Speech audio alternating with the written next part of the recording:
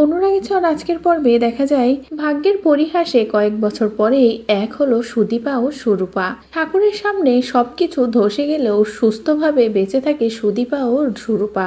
সবকিছু শেষ হয়ে যায় কিন্তু ওরা দুজনে বেশ ভালোই থাকে। এদিকে সেখানে সব অফিসাররা গেলে তখনই দুটো বাচ্চাকে দেখে অবাক হয়ে যায়। তারপরেই তারা দুটো বাচ্চাকে অনাথ আশ্রমে রাখে। অন্যদিকে মিস্টার মিত্রর স্ত্রী ভীষণ অসুস্থ থাকে। এদিকে মিস্টার ব্যানার্জির স্ত্রী দুজনেই দুজনের সন্তানকে চায়।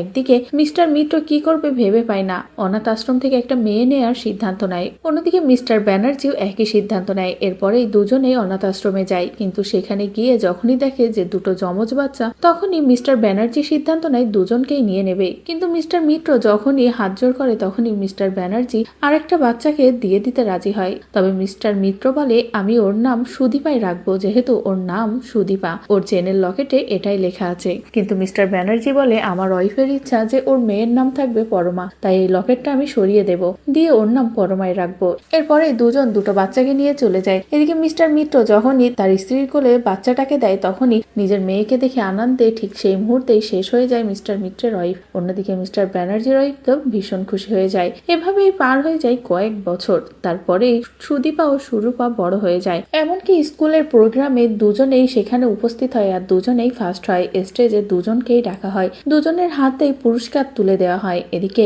মিস্টার মিত্র আর মিস্টার ব্যানার্জি তো একে অপরকে দেখে কাছাকাছি আসে আর বলে, ভাগ্যের পরিহাসে ওরা দুজনে আজ আবারও এক হলো। অন্যদিকে সুদীপা আর সুরূপা প্রথম দেখাতেই দুজন দুজনকে ভীষণ আপন করে নেয়, যেটা দেখে সকলে ভাবে যে একেবারে আপন দুই বোন মনে হচ্ছে, কিন্তু ওরা তো আলাদা। এরপরেই যখনই পুরস্কার দেওয়া হয়ে যায় দুজনের হাতে তখনই সুদীপা চলে যেতে চাইলে সুরূপা বলে, ও আমার সাথে যাক না, আমার তো কোনো বোন নেই, আমার সাথে গেলে বেশ ভালোই হবে। কিন্তু মিস্টার মিত্র বলে, আমি যে ওকে ছাড়া থাকতে পারবো না, ও ছাড়া যে আমার আর কেউ নেই। এই বলে মিস্টার মিত্র সুদীপাকে ডাকে, কিন্তু সুরূপা কোনোভাবেই যেন সুদীপাকে ছাড়তেই চায় না। তো বন্ধুরা, ভাগ্যের পরিহাসে আবারও এক হলো সুদীপা ও সুরূপা। কিন্তু দুজনে কি জানতে পারবে কখনো যে একই রক্তেরই দুটো প্রাণ তারা? আপনাদের ঠিক কি মনে হচ্ছে তা অবশ্যই কমেন্ট করে জানিয়ে দিন। পরবর্তী আপডেট পেতে চ্যানেলটি সাবস্ক্রাইব করুন।